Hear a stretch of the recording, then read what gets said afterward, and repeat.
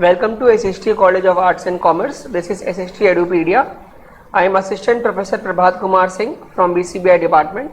Students, today we are continuing with our Module 2 and this is Part 3 in which we are discussing the concept on banking current scenario which leads to digitalization of banks in India. So let's start. So basically students, during the last 10 years technological development हमें बहुत ज़्यादा देखने को मिल रहा है in our banking industry which has become one of the leading sectors in this particular current market scenario, जिसमें आपको देखने को मिलेगा e banking, e commerce as well as online banking. Indian banks too have been very successful in adopting EC and EDI technologies. जितने भी तरीके के जो मार्केट में जो टेक्नोलॉजिकल चेंजेस आते जा रहे हैं उन चेंजेस को हमारे जो इंडियन बैंक्स हैं उसे वो अडॉप्ट करते जा रही हैं. ई बैंक्स विच में call as easy banks offers, ऐसे सर्विसेज मार्केट में प्रोवाइड कर रहे हैं जिसके द्वारा कस्टमर्स को हर तरीके से बेनिफिट देखने को मिलते हैं. And there are some services like credit card, debit card services, demat accounts, mobile banking and telephone banking, electronic fund transfers and internet banking as well. Students, the next concept is digitalization in banks, which means किस तरीके से जितना भी before digitalisation जो भी concept था India में, lots of paper work हुआ करते थे बैंक्स में, पर उन सारे पेपर्स वर्क को कम करके उन सभी को डिजिटल फॉर्म में लेकर के आना ही डिजिटलाइजेशन इन बैंक्स के बारे में बताया जाता है, जो बेसिकली डिजिटल फॉर्मेट में हो. इसके अंदर हमारे पास फॉलोइंग फंक्शंस है. The first one is electronic banking. It is an umbrella term for the process जहां पर कस्टमर को सारे के सारे बेनिफिट्स इस इलेक्ट्रॉनिक बैंकिंग के अंडर में देखने को मिलते हैं, which leads to personal computer banking, internet banking, virtual banking, online banking, home banking and remote electronic banking. अगर हम सिंपल मीन्स के बारे में जाने, ई बैंकिंग एक ऐसा कंसेप्ट है जहां पर यूजर्स अपने पर्सनल कंप्यूटर से अपने ब्राउजर्स को कनेक्ट करके बैंक की वेबसाइट को में जा करके अपने जितनी भी जो चीजें हैं उन्हें वो परफॉर्म कर सकता है. Then second is mobile banking, which we another name we called as M banking as well. इसे हम एसएमएस बैंकिंग भी कहते हैं.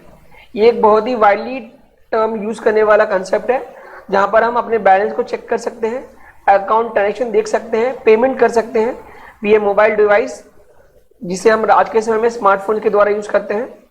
The main reason of this mobile banking कि ये इंटरनेट बैंकिंग की सुविधा प्रोवाइड करता है, anywhere any time banking. Then electronic payment systems.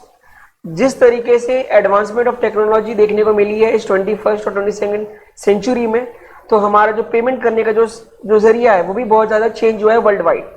More and more innovations leads to हर तरीके से कस्टमर्स को बेनिफिट देखने को मिल रहा है, even cash payment system plus non cash payment system as well. Even अब हम बात करते हैं कि इनमें एटीएम्स किस तरीके से अपना रोल प्ले करती हैं. एटीएम है Sarpass time limitation.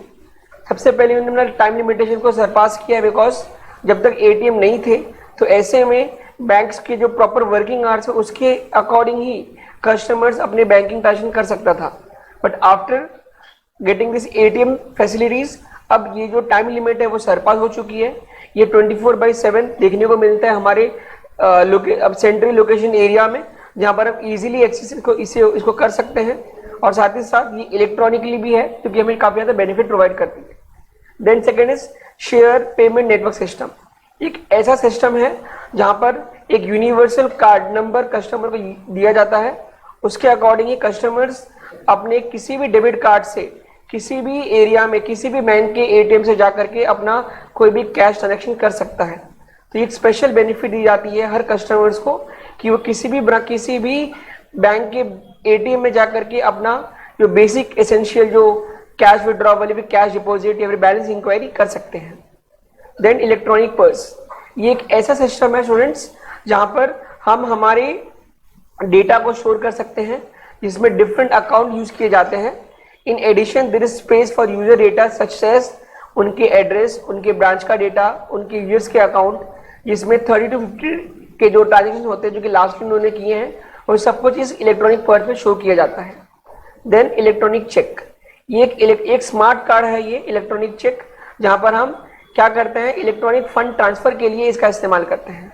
As a retailer जब भी हम किसी शॉप में जाते हैं रिटेल शॉप में, तो वहां पर जब हम सब चेकआउट करते हैं तो वहां पर इस कार्ड को रखा जाता है, उस मशीन के द्वारा इस कार्ड को रीड किया जाता है, उसके अकॉर्डिंग ही एक पिन जनरेट किया जाता है, जो कि कस्टमर्स उसे पिन को उस पर्टिकुलर सिस्टम में डाल करके अपना पेमेंट कर सकता है। तो एक तरीके से बेनिफिट प्रोवाइड करता है कस्टमर्स को while paying the some amount of money.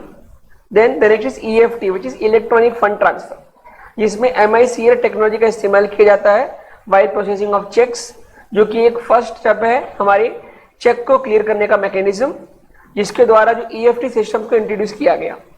EFT basically दो फॉर्म्स के होते हैं, credit transfers, debit transfers, and then the wire transfer, जिसके अंदर में हमें ATMs, POS which is point of sale, and cards, जो कि आज के समय में बहुत ही बड़ा लार्जेस्ट फैसिलिटेटर बना हुआ है हमारे EFT में। Then the next concept is SWIFT, which is society for world wide interbank financial telecommunication.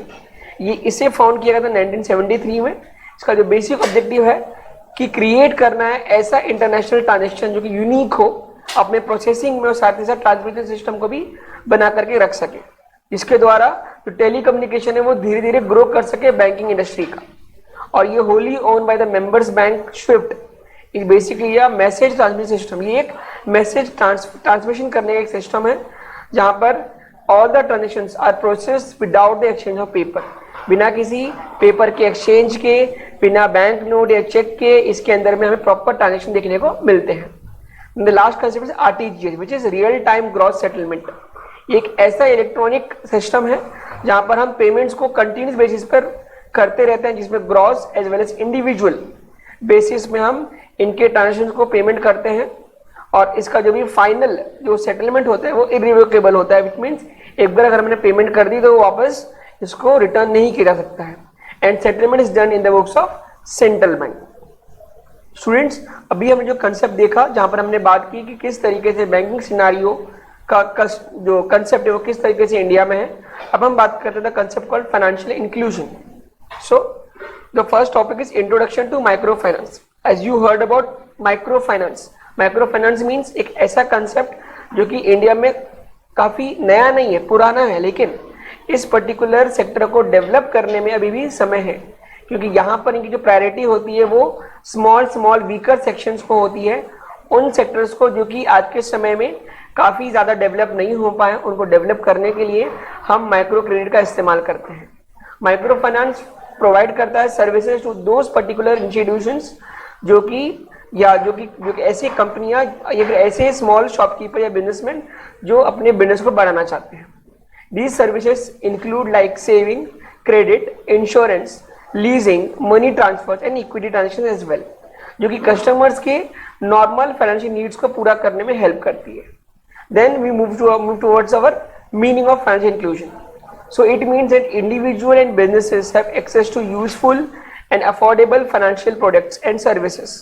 किस तरीके से इंडिविजुअल या बिजनेसेस अपने नीड को पूरा करने के लिए फाइनेंशियल प्रोडक्ट का इस्तेमाल करते हैं, उनको अफोर्ड कर पाते हैं, तो ऐसे में जो ट्रांजेक्शन होती हैं वो किस तरह इनको प्रोवाइड की जाएगी, जिसके अंदर में हमें transactions, payments, savings, credits as well as insurance देखने को मिलता है, जो कि इन वीकर सेक्शन को प्रोवाइड किया जाता है।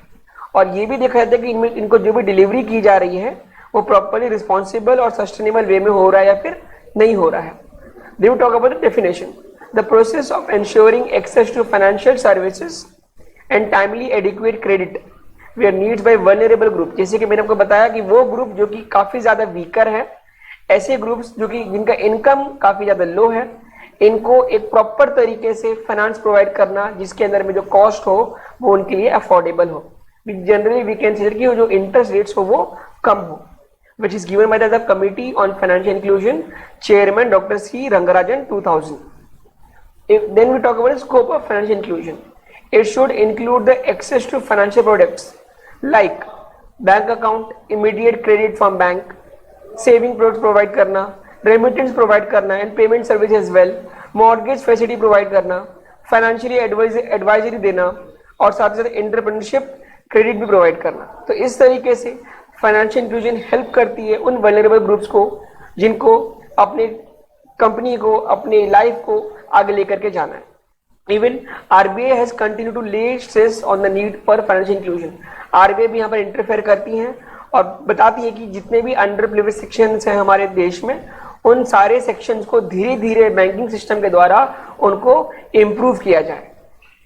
And the last topic is importance of financial inclusion. किस तरीके से ये फाइनेंशियल इंक्लूजन देश में बेनिफिट प्रोवाइड करता है। The first thing is creating a platform for inculcating the habit of saving money, which means ये एक तरीके से हैबिट क्रिएट करता है लोगों के बीच में कि किस तरीके से हम सेविंग को बढ़ा सके। बिकॉज जितना हम सेविंग को बढ़ाएंगे उतना ही जो फाइनेंशियल जो इश्यूज देखने को मिलता है वो कम हो जाएंगी, और एज अ रिजल्ट जो वल्नरेबल ग्रुप्स हैं वो भी अच्छे तरीके से अपनी स्टैंडर्ड ऑफ लिविंग को बढ़ा सकते हैं। Second thing is providing formal credit avenues, which means जितने भी ऐसे एरिया जो कि अनबैंक पॉपुलेशन, कोई एक ऐसा एरिया जहां पर प्रॉपर तरीके से बैंकिंग सिस्टम नहीं देखने को मिल रही है, वो ऐसा ग्रुप जहां पर प्रॉपर क्रेडिट देखने को नहीं मिलते हैं, they will go for the informal channels like from family, friends, money lender, but ऐसे में इनका एक्सप्लॉयटेशन ज्यादा होता है। तो ऐसे कंडीशन में फाइनेंशियल इंक्लूजन हेल्प करता है कि वो इनफॉर्मल चैनल के द्वारा ना लेकर के फॉर्मल चैनल के थ्रू जितने भी जो फंड्स हैं वहां से वो रेज कर सके। And third one is plug gaps and leaks in public subsidies and welfare programmes.